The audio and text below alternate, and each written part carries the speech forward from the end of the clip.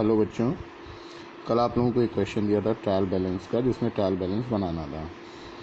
तो इस क्वेश्चन में क्या है कि सभी अकाउंट के बैलेंसेस दिए हुए हैं और इसके बाद जो है इन बैलेंसेस की मदद से ट्रायल बैलेंस बनाना है। बैलेंसेस में हम लोगों को ये मालूम होना चाहिए कि किस अकाउंट का मतलब क्या है, किसका नाम क्या होता है, वो इतना हमें जानकारी होनी चाहिए। क्योंकि जैसे ट्रायल बैलेंस के लिए हमने बताया था कि सारी असेट्स डेबिट होंगी। अब असेट कौन कौन होती है हमें मालूम होना चाहिए। सारी लाइबिलिटी क्रेडिट होंगी, तो हमें मालूम होना चाहिए लाइबिलिटी क्या क्या होती हैं। फिर हमने बोला था सभी खर्चों के नाम के जितने भी अकाउंट होंगे वो सब डेबिट होंगे और सभी इनकम क्रेडिट होंगी। तो पहले हमें मालूम होना चाहिए कि ट्रायल बैलेंस में जो दिया है वो है क्या क्या।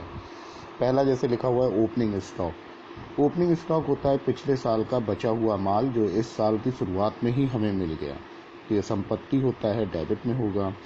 फिर लिखा हुआ है परचेज। परचेज एक खर्चे का नाम है, माल हम खरीद के लाते हैं, पैसा जाता ही है इसमें, ये भी डेबिट होता है। Purchase return. परचेज रिटर्न का मतलब खरीद के लाए हुए माल में से वो माल जो हमें किसी कारणवश लौटाना पड़ा हो। तो जाहिर सी बात है अगर परचेज डेबिट होता है तो परचेज रिटर्न क्रेडिट होगा। फिर लिखा हुआ है डिक्रय। सेल करने पे हमें पैसा मिलता है तो इनकम है एक तरीके से हमारी, ये हमारी क्रेडिट में होगी। परचेज सेल्स रिटर्न सेल का अपोजिट होगा, डेबिट हो जाएगा। फिर लिखा हुआ है किराया। किराया खर्चे का नाम है, डेबिट होना है। फिर लिखा हुआ है सैलरी। सैलरी भी खर्चे का नाम है, ये भी डेबिट होगा। फिर लिखा हुआ है विज्ञापन। विज्ञापन भी खर्चे का नाम है, डेबिट ही होगा। फिर लिखा हुआ है कमीशन प्राप्त। कमीशन अगर हमें प्राप्त होगा तो जाहिर सी बात है हमारी इनकम होगी, क्रेडिट में होगा। डिस्काउंट क्रेडिट लिखा ही हुआ है, क्रेडिट में होगा। फर्नीचर असेट होता है, मशीन असेट होता है, ये दोनों जो है डेबिट ही होंगे। फिर अगला नाम है डेटर्स का। डेटर वो लोग होते हैं जो हमें आगे चल करके रुपए देंगे, तो ये हमारी असेट होते हैं, तो ये डेबिट होंगे। फिर नाम लिखा हुआ है क्रेडिटर का। क्रेडिटर का मतलब वो लोग जो आगे चल के हमसे रुपए लेंगे तो जाहिर सी बात है ये हमारी लाइबिलिटी है, ये क्रेडिट होंगे। फिर अगला नाम लिखा हुआ है प्राप्य विपत्र। प्राप्य विपत्र का मतलब होता है ऐसे बिल जिनका पैसा हमें आगे चल करके मिलना है। पैसा हमें आगे चल करके मिलना है तो जाहिर सी बात है ये हमारी असेट हुए, डेबिट में लिखे जाएंगे। फिर लिखा हुआ है देय विपत्र। देय विपत्र का मतलब ऐसे बिल जिनका पैसा हमें आगे चल के देना है, तो ये हमारी लिए लाइबिलिटी हुई, ये क्रेडिट में होंगे।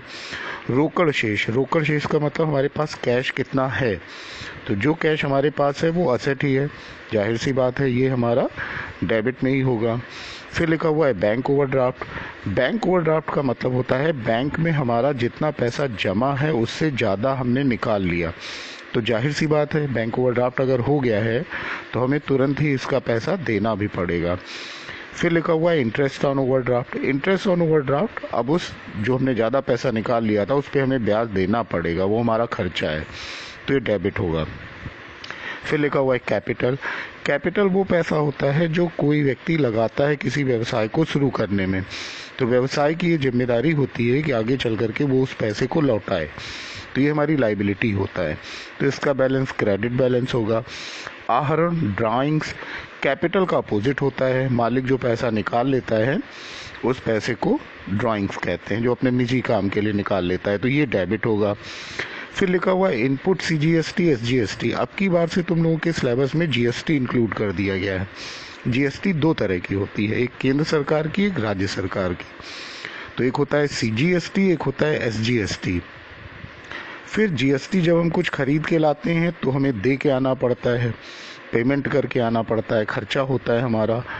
और जब खरीद के कुछ लाते हैं तो उसे इनपुट जीएसटी कहते हैं। इनपुट सीजीएसटी एसजीएसटी, इनके रेट हमेशा बराबर होते हैं, ठीक है, समान प्रतिशत से लगती है। ऐसे ही जब हम कोई माल बेचते हैं तो हम दूसरे से जीएसटी लेते हैं, उसे हम आउटपुट जीएसटी कहते हैं। तो इनपुट सीजीएसटी और input SGST, input central goods and services tax होता है सीजीएसटी, और state goods and services tax होता है राज्य सरकार की, ठीक है। तो कहने का मतलब क्या हुआ, इनपुट जो है वो हमारा खर्चा है, जो हम खर्चा करके आए, तो ये डेबिट होगा। और आउटपुट जो है ये हमने लोगों से वसूली है, ये पैसा हमें मिला है, ये हमारा क्रेडिट में होगा, ठीक है। इतने के बाद फिर क्या करना होता है, फिर बनता है ट्रायल बैलेंस का एक फॉर्मेट। ट्रायल बैलेंस का फॉर्मेट देखो, ऊपर डेट डाली जाती है, ट्रायल बैलेंस एज ऑन 31 मार्च 2019, ये पर्टिकुलर डेट का होता है। इसमें column particular, ledger folio, balance debit, balance credit. Balance debit हमेशा पहले होता है। पर्टिकुलर की जगह हम लोग नेम ऑफ अकाउंट भी लिख सकते हैं। तो इस कॉलम में जितने भी नाम क्वेश्चन में दिए थे सारे नाम आएंगे।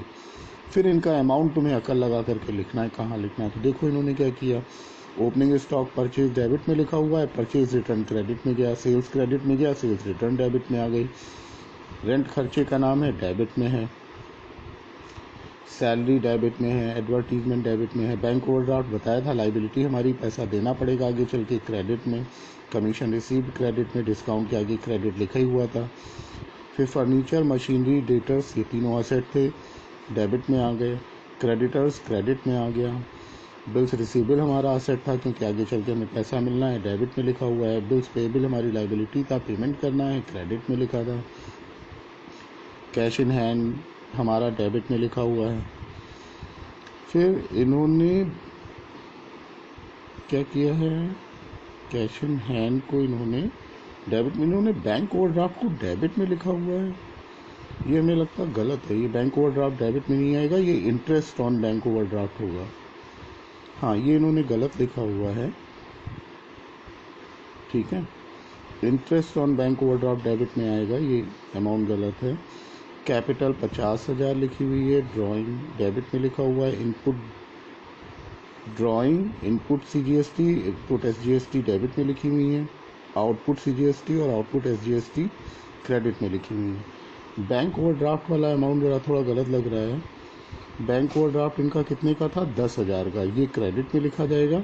और इंटरेस्ट ऑन बैंक ओवरड्राफ्ट जो है वो डेबिट में लिखा जाएगा। तो इन्होंने जो लिखा है यहाँ पर बैंक ओवरड्राफ्ट 1,800 रुपये डेबिट में, गलत लिखा हुआ है। यहाँ पे होना चाहिए इंटरेस्ट ऑन बैंक ओवरड्राफ्ट, ये होना चाहिए डेबिट में, ठीक है। उम्मीद करते हैं समझ में आएगा। फिर इसका टोटल किया जाता है, अगर ट्रायल बैलेंस सही बना है तो दोनों तरफ का टोटल हमेशा इक्वल आएगा, ठीक है। इसे अपनी कॉपी पर बनाओ।